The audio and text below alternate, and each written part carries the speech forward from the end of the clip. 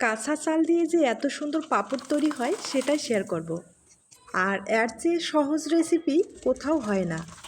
আর একবার বানিয়ে তৈরি করে খান, তারপরে এই দিদিটার কথা অবশ্যই মনে করবেন। আর এতটাই ধপধপে সাদা, দেখতেই পারছেন।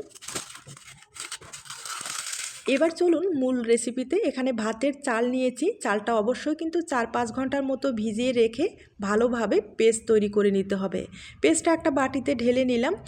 এবার এখানে স্বাদ মতো লবণ, জিরা, কালো জিরা আর ছোট চা চামচের 1 চামচের মতো ময়দা অথবা আটা।